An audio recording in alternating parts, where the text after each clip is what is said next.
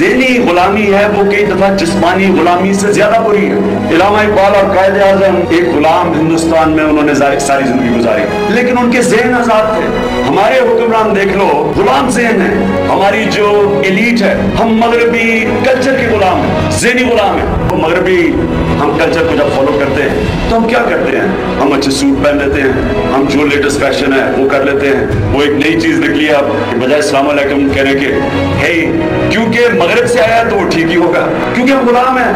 ہم ایک کلچر کے غلام بن بیٹھے ہیں کہ ہم سمجھتے ہیں کہ ترقی ادھر سے ہی ہوگی, جو وہ چیز کہتے ہیں وہ ٹھیک ہے. یہ جو ہمارے ذہنوں میں کولونیلزم, غلامی نے ڈال دیا ہے کہ جو وہ ہے وہ اوپر ہے اور ہم نیچے, اور وہ مجھے افسوس سے کہنا پڑتا ہے ابھی تک نہیں گئی. اور علامہ اقبال کا پڑھنا اس لیے ضروری ہے کیونکہ علامہ اقبال کی جو باتیں تب تھی وہ آج زیادہ ضروری ہے کہ انسان علم ساری دنیا سے لیتا ہے. ہماری نبی کی حدیث ہے کہ اگر چائنا بھی جانا پڑے علم ڈھونڈنے کے لیے تو جاؤ, اور ان دنوں میں چائنا جانا مطلب کہ مشکل ہی کوئی واپس آتا تھا. تو اس لیے اتنی اہمیت دی ہے تعلیم کو.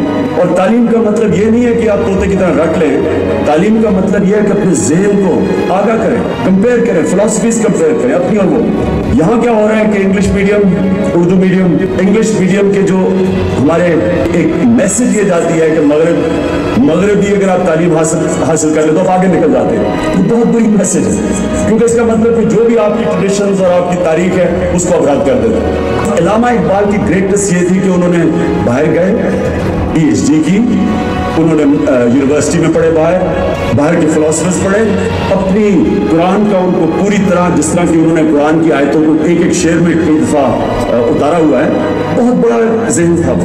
تو انہوں نے کمپیریزن کر کے انہوں نے جو چیز لے کے آئے, جو میں آپ کو کہنا چاہتا ہوں, اوریجنل تھنکنگ, وہ سوچ لے کے آئے جو کہ انہوں نے اپنی سوچ لے کے آئے, کسی سے سیکھا نہیں, سب کچھ پڑھ کے مطالعہ کر کے پھر اوریجنل تھنکنگ کی, اور وہ ہوتا لیڈر.